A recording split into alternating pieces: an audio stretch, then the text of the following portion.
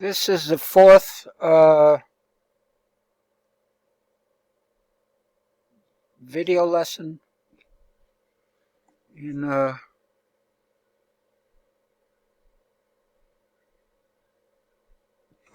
okay. Some notes what you see here. So we're looking at an elevation. There's clearly a gap in the wall there. All right, so with that wall highlighted, if I go to my level, my plan drawing,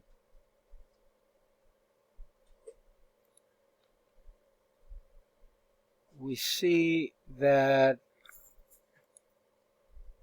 the wall doesn't quite meet there. So that was split somehow. Let's go into thin line mode, TL. All right, and we said a few things here. We want to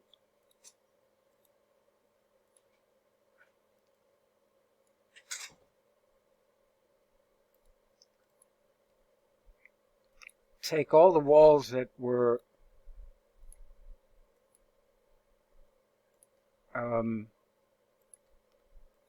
see all these walls that have constraints right now. We're removing the constraints so that we can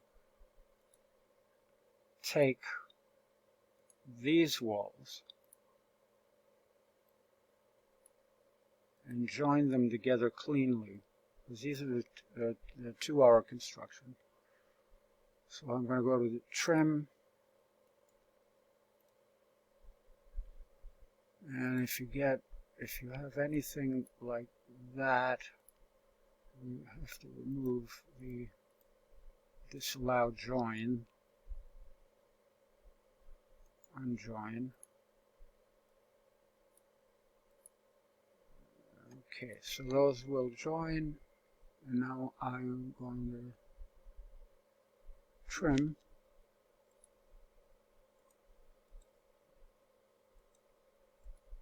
Okay, so that wall is clean. Now, the walls that intersect it,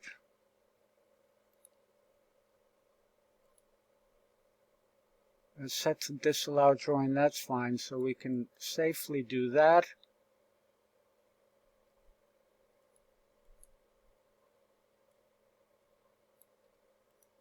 We haven't changed that wall type yet, but that probably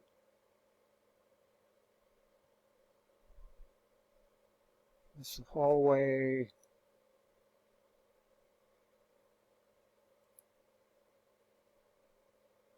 That we want to change to a simple partition.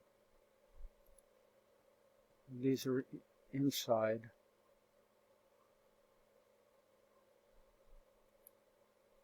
That's a simple partition, and that's a full height. That's a full height wall, so that has to be.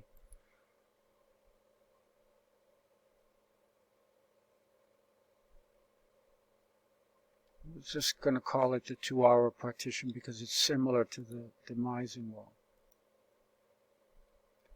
And that's going to go to the underside of the floor above. This wall, however, base constraint is level 2, unconnected 10 feet. That's correct.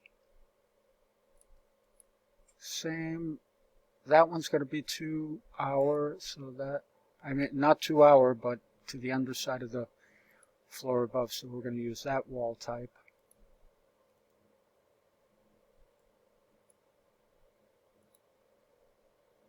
Let's unjoin those elements. Remove the constraint that keeps these together.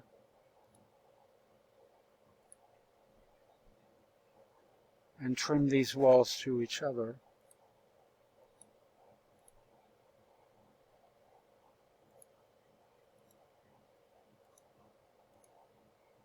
Try again. I had to remove the join, the disallow join. Okay, so both, make sure that when these walls are selected, okay. So the wall joins have to be allowed so they can intersect neatly. Good.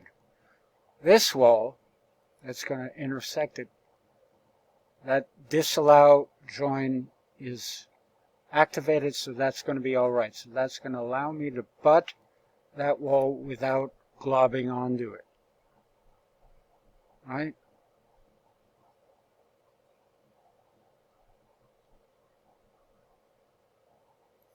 That's a simple partition as well.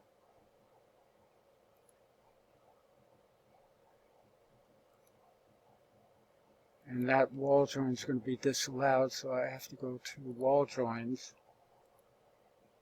and click on disallow join. Now I can take this wall and safely meet that wall without grabbing onto it.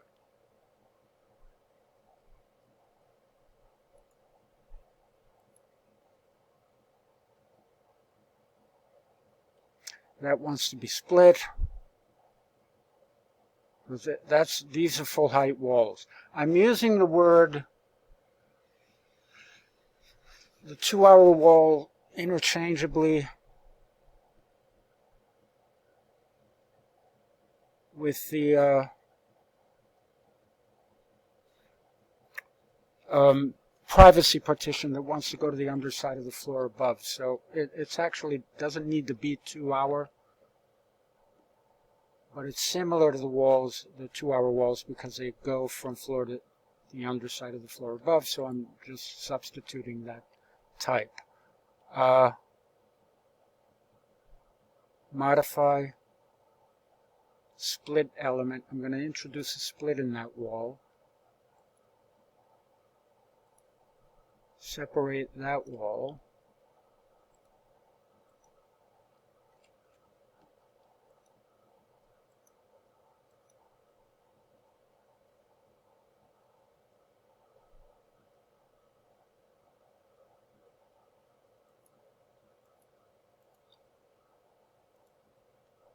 Disallow the joins.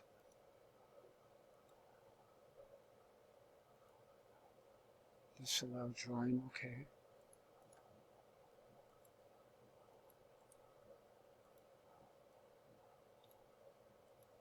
Right, so those are separate walls now. This and that, because the CEO office wants to be have privacy, these two walls are going to be full height.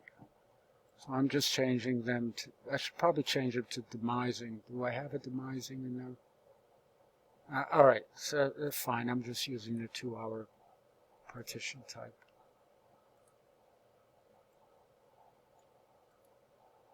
Now I can allow that join, and I can allow that join, and then I'm going to trim these walls to each other. So now we have privacy in the CEO office.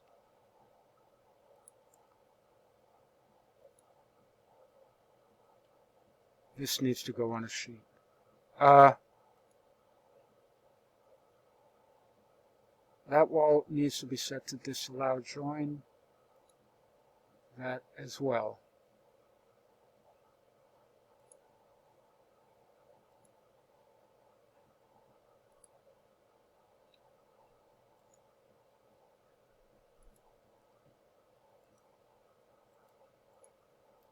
So now that wall can intersect,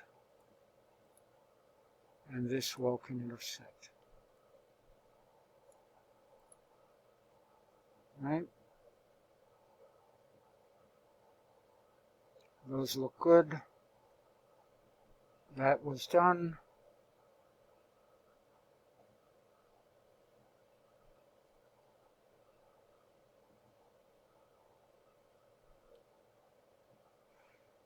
You can clean up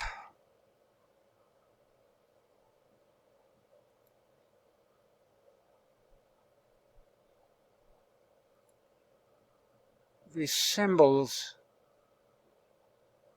We can have a different view name than the number. So let's just use a number.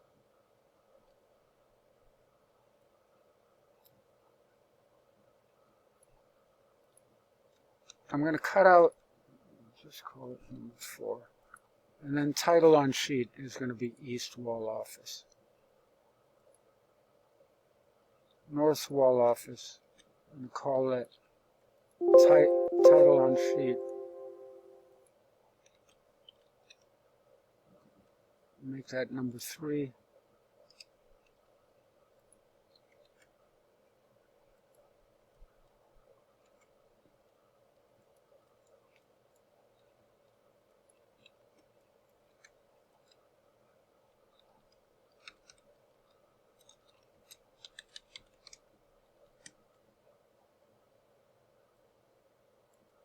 Just moving these labels out of the way.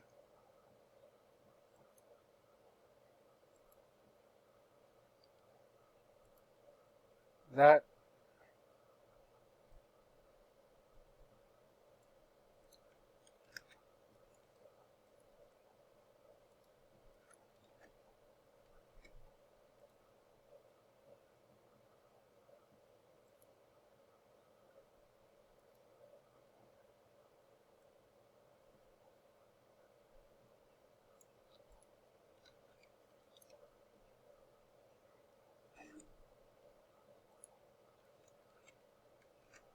so title on sheet allows those to be simple numbers.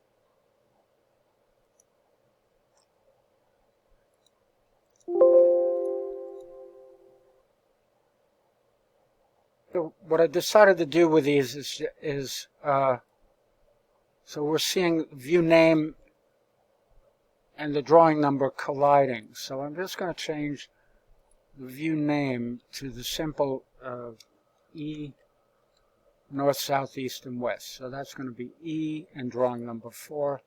That one is going to be S as in Sam, south, S as in south. And that view is going to be W as in west.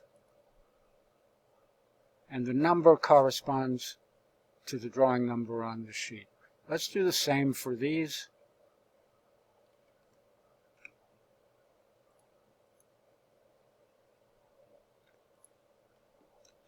Delete that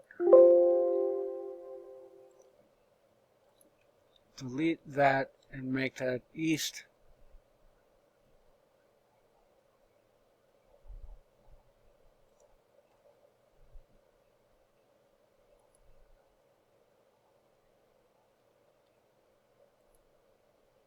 Doesn't let me do E. Okay, we'll resolve that later. We'll leave it for now.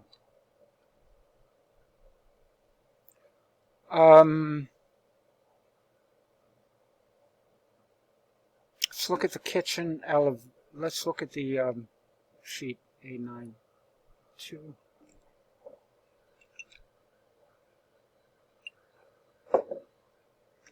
So we fixed that wall gap, right? Let's deactivate that view and let's look at this kitchen elevation. Activate this view. So generally, the wall cabinets have to have a one-to-one correspondence with the stuff below. So if the sink base is 36 inches, the wall cabinet above it needs to be a 36-inch one as well. So let's change that. The stove is 36-inch, so let's change that upper cabinet as well.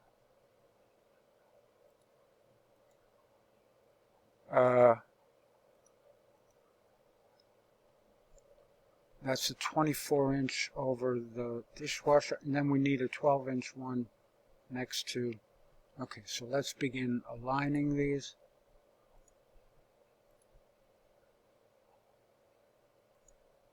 Align.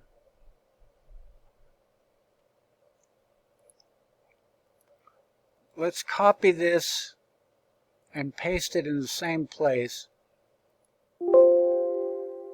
and then change it to a 12-inch, and then just move it over. So that's going to correspond to that below.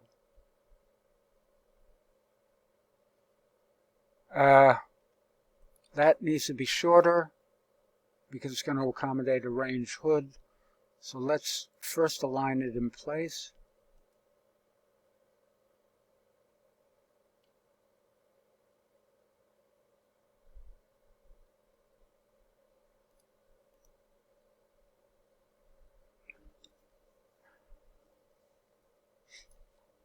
Let's duplicate this and take 6 inches off of it.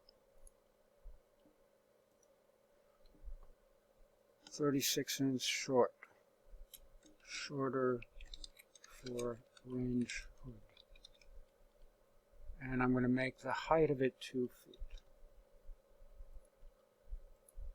And then take the top and align it. Let's just move it out of the way so we can align it correctly.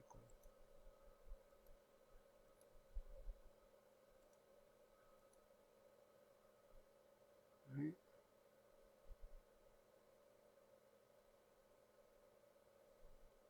I don't think that's aligned.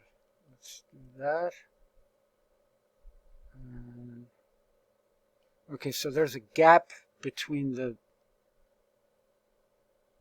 sink base and the stove. It'll tolerate some space, but not much, so the cabinets have to be aligned. So let's align the range.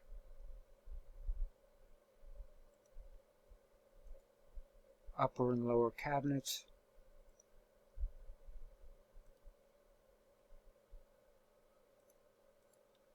Cabinets to each other. Alright, so now I think we have everything in place that we need. Let's draw some detail lines to double check. Let's change them to line, which is a green line. And we're just going to take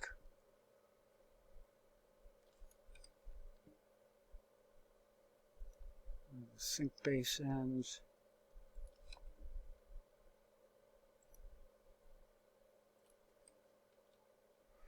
How are we doing? Dishwasher. That may be facing the wrong way. Let's go to the plan view.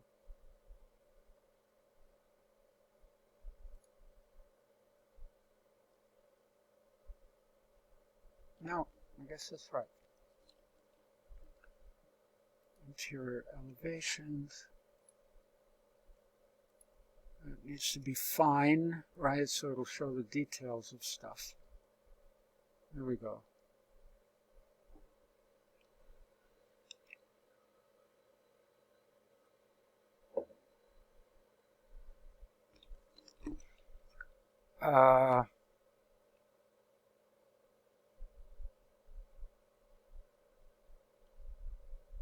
Okay, some attempt was made at explaining finishes and stuff. I always want a dimension to the underside of the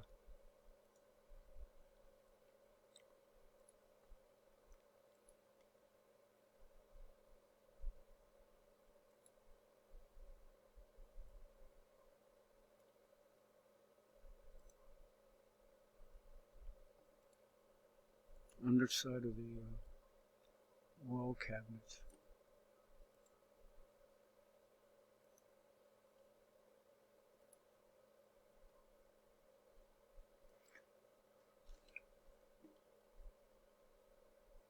And and then to the top.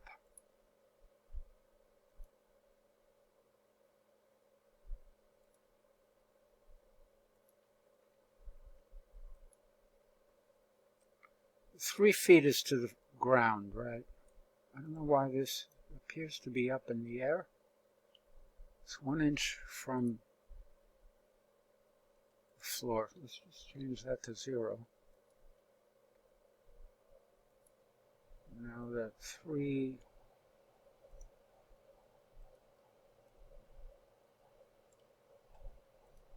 top of the counter.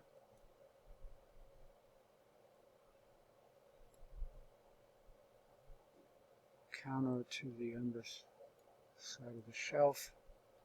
Not sure where that extra ½ inch is coming from, but you get the idea. We want to line these up, and there's got to be a correspondence between the wall cabinets and the base cabinets. Let's save this file. We're 20 minutes into that. Let's see how our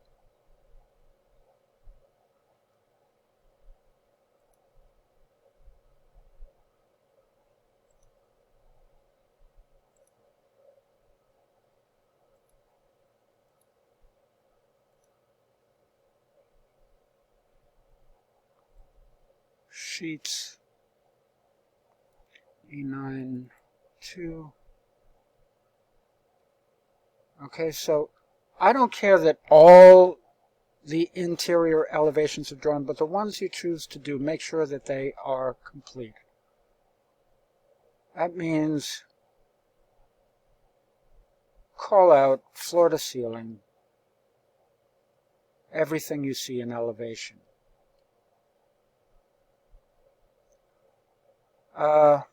We had some side lights for these windows. Let's go again to the plan. And I think in my, let's load family.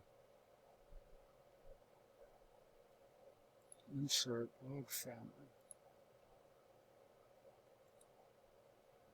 And I'm going to go to my handouts folder. Useful Revit stuff, I don't know where I put that in the root folder. Let's see if it's in here. Revit.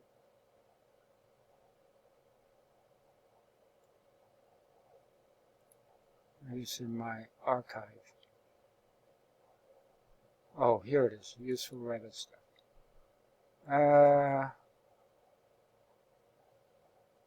Door, there's a side light. There it is. Converse it. Let's find it in families. I think it's windows. I don't think it's doors. Under Windows, side light. 16 by 84. So I place these flanking along the side entry doors.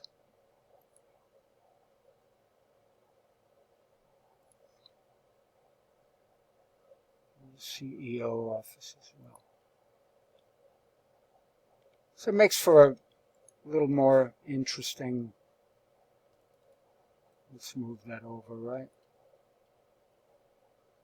Maybe align it.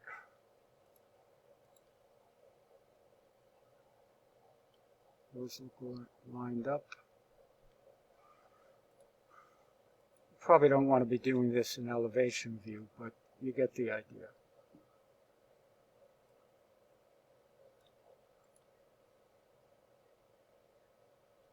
We would have signs there. We'd indicate finish on the wall, paint, annotate, text, curve segment. Let's choose the small. .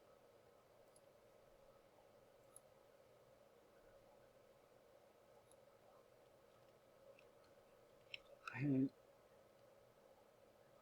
2 coats. Primer. Paint prime plus 2 coats. Paint as scheduled.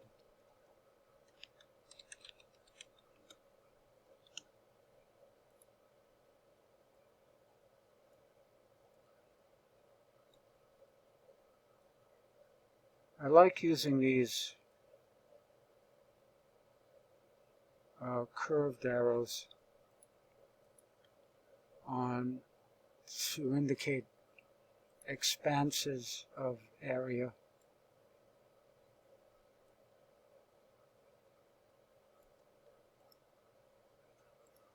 And we can change that. I also like that arrow to be filled.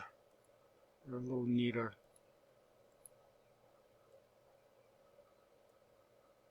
Make this a bit tighter.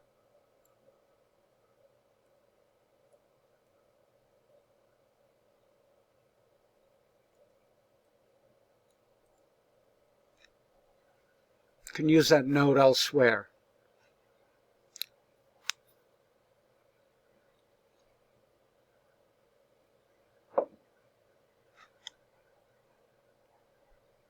Let's save this as lesson 4.